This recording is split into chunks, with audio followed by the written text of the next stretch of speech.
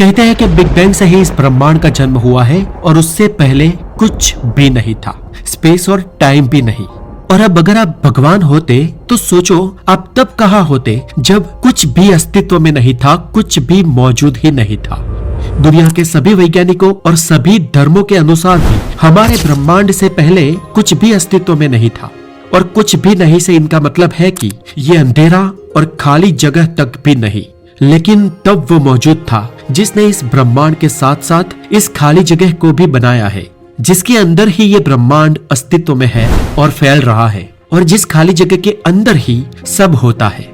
और मान लो अगर आप भगवान होते तो ब्रह्मांड के जन्म से पहले आप कहाँ होते, जब ये ब्रह्मांड भी नहीं था, स्पेस और टाइम भी नहीं था, और जब वो खाली जगह भी नहीं थी जिसमें ये ब्रह्मांड अस्तित्व में आया है। अभी आप एक इंसान हो तो शायद आप उस स्टेट को समझ भी नहीं पाएंगे, महसूस भी नहीं कर पाएंगे कि वो स्टेट कैसी होगी जब खाली जगह भी नहीं थी, जबकि ब्रह्मांड की हर चीज और खुद ये ब्रह्मांड भी इस खाली जगह के कारण ही अस्तित्व में आया है। आप, मैं, ये पृथ्वी, कंप्यूटर, लैपटॉप, ग्रह, तारे, निहारिकाएं, आकाशगंगाएं, सुपर क्लस्टर्स, सब कुछ, इवन डार्क एनर्जी और डार्क मैटर, ब्रह्मांड में जो कुछ भी दिख रहा है, नहीं भी दिख रहा है, समय हो या किसी और डायमेंशन की चीज, इसमें जो कुछ भी मौजूद है वो सब का सब ब्रह्मांड की इस खाली जगह में ही मौजूद है। और हम आम इंसान इस खाली जगह से पहले का स्टेट क्या था वो शायद सोच भी नहीं पाएंगे। लेकिन दोस्तों फिर भी मैं आपको आज वो स्टेट अनुभव करवाने वाला हूँ जो आपसे, इस धरती से, ब्रह्मांड से और उस खालीपन के पहले भी मौजूद थी। तो चले जानते हैं बिग बैंग से पहले जब कुछ भी नहीं था तब वास्तव में क्या था। दोस्तों एक इमेजिन कीजिए, जब आप सो रहे होते हैं, असल में उस घड़ी, उस वक्त आप क्या होते हो। स्वाभाविक है कि तब आप कोई चेतना वाले इंसान तो नहीं होते जो कॉन्शियस होता है, क्योंकि तब आप ना तो सोच पाते हो और ना ही ये महसूस कर पाते हो कि आप जिंदा भी हो। यानी डीप नींद में हम एक तरीके से ऐसे होते हैं कि जैसे हमारा कोई अस्तित्व ही नहीं। और तब आपके लिए ना कोई ब्रह्मांड होता है और ना कोई खाली जगह आपके पास होती है, तो बस वही स्टेट जो आपसे, इस ब्रह्मांड से और इस खाली जगह से पहले शायद मौजूद थी। जब हम आंखें बंद करते हैं तो हमें अंधेरा दिखाई देता है। हमें पता है कि ये क्या है क्योंकि हम उस वक्त चेतन अवस्था में होते हैं, इसलिए आंख बंद करने से कुछ नहीं होता। लेकिन जब हमारी पांचों ज्ञानेंद्रियां सुषुप्त अवस्था में चली जाए, जब हम डीप नींद में चले जाए, उस वक्त हमें कुछ भी दिखाई नहीं देता, अंधेरा भी नहीं।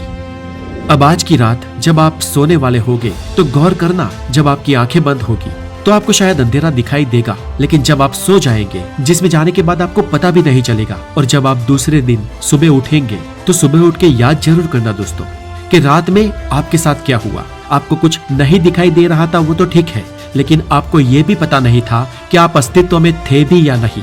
डीप नींद में चले जाने के बाद सीधे सुबह हो जाती है, यानी कि नींद ना खुले तब तक वो एक अचेतन अवस्था रहती है। कितने घंटे, कितना समय गुजर जाता है हमें पता भी नहीं चलता। और यही होती है नथिंगनेस, यानी कुछ भी नहीं, जिसमें आप सोने के दौरान चले जाते हैं। अगर मान लो कि इस पृथ्वी पर जितने भी जीव मौजूद है वो सब बस कुछ दिन के लिए सो जाए, तो उनकी डीप स्लीप के दौरान ना तो उनके लिए उस वक्त इस ब्रह्मांड का अस्तित्व होगा और ना ही इस खाली जगह का जिसमें ब्रह्मांड अस्तित्व में है। और ऐसा भी हो सकता है कि शायद ये खाली जगह हमेशा से मौजूद हो, लेकिन इसको कोई अनुभव करने वाला ही नहीं था, जिससे इसका अस्तित्व होना ना होना ही था। मतलब कि हमारे परखने से, हमारे अंदर चेतना होने से और हमारे जगे रहने से ही सभी चीजों का अस्तित्व है, नहीं तो सब कुछ अस्तित्वहीन है, नथिंगनेस है, कुछ भी नहीं है।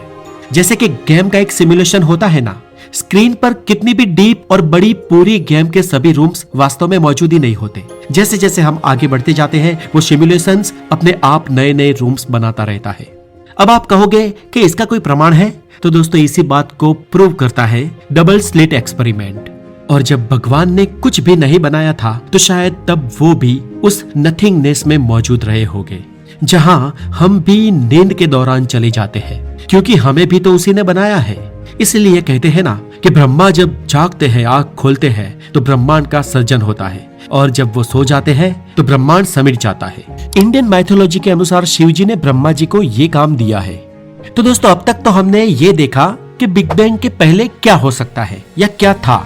ये एक थॉट एक्सपेरिमेंट था लेकिन चले अब मैं आपको ये बताता हूँ कि बिग बैंग से पहले के भी पहले क्या था, यानी कि ये नथिंगनेस से भी पहले क्या था। इस पर वैज्ञानिकों ने कुछ थियरीज दी है। तो दोस्तों आज सभी वैज्ञानिक इस दुनिया को ये समझाने में कामयाब हो गए हैं कि बिग बैंग से ब्रह्मांड का जन्म हुआ और बिग बैंग एक सिंगुलरिटी से हुआ।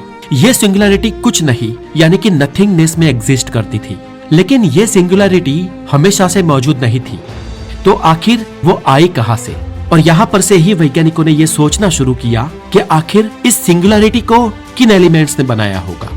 माना जाता है कि प्लैंक टाइम यानी कि 1 सेकंड के बिलियंस फ्रैक्शन के अंदर बिग बैंग से ठीक पहले इस सिंगुलरिटी ने जन्म लिया था और फिर एक एक्सप्लोजन के साथ बिग बैंग हुआ और सब कुछ एग्जिस्टेंस में आ गया और इसे द थियोरी ऑफ नथिंग का नाम दिया गया है। और आज के हमारे फिजिक्स के लॉज कहते हैं कि कुछ नहीं से कुछ भी नहीं बन सकता, यानी कि कुछ बनने के लिए किसी तरीके का कॉम्बिनेशन या कंपोनेंट्स जरूर होने चाहिए। अब उस क्या का जवाब दशकों से वैज्ञानिक ढूंढ रहे थे और सालों से इस रहस्यमय सवाल का जवाब वैज्ञानिक भूतकाल में ढूंढ रहे थे, लेकिन अब कुछ वैज्ञानिक इस सवाल का जवाब भविष्य में खोजने लगे हैं। उनका मानना है कि ब्रह्मांड के बिल्कुल अंतिम चरण में ब्रह्मांड के भविष्य में बिग फ्रीज की घटना होने वाली है। जैसे कि हम सब जानते हैं हमारा ब्रह्मांड लगातार विस्तृत हो रहा है, बड़ा हो रहा है और ऐसा ही चलता रहा तो एक समय ऐसा आएगा कि ये ब्रह्मांड इतना बड़ा हो जाएगा कि सब कुछ बिखर जाएगा और जो स्टार पैदा हो रहे हैं उनकी हीट स्पेस को गर्म रखने में अक्षम हो जाएगी और उस वक्त पूरा ब्रह्मांड फ्रीज होने लगेगा। हर एक चीज फ्रोजन हो जाएगी और अंत में इतर फितर होके बिखर जाएगी, गायब हो जाएगी। मतलब कि स्पेस इतना विस्तृत हो जाएगा कि उसमें सारी चीजों के कंपोनेंट अलग होकर बिखर जाएंगे। इसके बाद हमारी ये पूरी दुनिया डार्क एज में चली जाएगी और जहां एकमात्र लौकिक ऑब्जेक्ट ब्लैक होल्स ही बचेंगे और ये ब्लैक होल्स स्पेस और टाइम में मौजूद सभी मैटर्स को खाने लगेंगे और ये प्रोसेस अंततः ऐसी अवस्था में पहुंच जाएगा जब ब्रह्मांड में कहीं पर भी रोशनी, स्पेस और टाइम भी नहीं बचेगा। सब कुछ एक विशाल ब्लैक होल की सिंगुलरिटी में समा जाएगा और कुछ समय बाद ये विशाल ब्लैक होल भी गायब होने लगेगा और नथिंगनेस यानी कि कुछ नहीं में बदल जाएगा, बिल्कुल उसी अवस्था में जिसमें से सिंगुलरिटी पैदा हुई थी। वैज्ञानिकों का मानना है कि ऐसे ही बिग बैंग से पहले वाली सिंगुलरिटी जन्म लेती है और फिर से बिग बैंग में बदल जाती है। ऐसे हमारा ब्रह्मांड एक के बाद एक साइकिल की तरह बार बार कई बार भूतकाल में भी जन्मा होगा और आज का एग्जिस्टिंग ब्रह्मांड ऐसे ही खत्म होगा और फिर से कई सारे बार बार ब्रह्मांड जन्म लेंगे। और इस थियोरी के मुताबिक हमारा ब्रह्मांड भी एक जन्मों जन्म की साइकिल में चल रहा है। एक थियरी ये भी कहती है कि बिग बैंग से पहले स्पेस तो पहले भी एग्जिस्ट करता था, लेकिन मैटर और एनर्जी बिग बैंग से बाद में आए हैं। इसके अलावा बबल यूनिवर्स थियरी के अनुसार हमारा यूनिवर्स सिर्फ एक बबल है जो किसी बड़े बबल यूनिवर्स से सेपरेट हुआ है। लेकिन सबसे विश्वसनीय और साइंटिफिकली सबसे ज्यादा एक्सेप्टेड जो थियरी है वो है बिग बाउंस और बिग क्रंच की, जो कहती है कि यूनिवर्स में इन्फ्लेशन और डिफ्लेशन की साइकिल लगातार चलती रहती है। मतलब कि बिग बैंग के बाद का ये हमारा यूनिवर्स लगातार एक्सपेंड हो रहा है, लेकिन एक लिमिट के बाद वो इन्फ्लेशन रुक जाएगा और वो कॉम्प्रेस होने लगेगा और फिर एक लिमिट के बाद फिर से सिंगुलरिटी और फिर से बिग बैंग होगा और अगेन नए संसार की शुरुआत होगी। इस थियरी के बारे में मैंने आगे भी बहुत ही विस्तार से इस वीडियो में समझाया। तो दोस्तों आई होप कि बिग बैंग के पहले की अवस्था क्या थी आप इसे आसानी से समझ चुके होंगे और उससे भी पहले क्या था इसके बारे में भी हमने इस वीडियो में बहुत ही डिटेल से जानकारी दी। ये वीडियो आपको कैसी लगी हमें कमेंट बॉक्स में जरूर बताएं और बने रहे द नॉलेज के साथ। Stay connected, have a wonderful day, take care.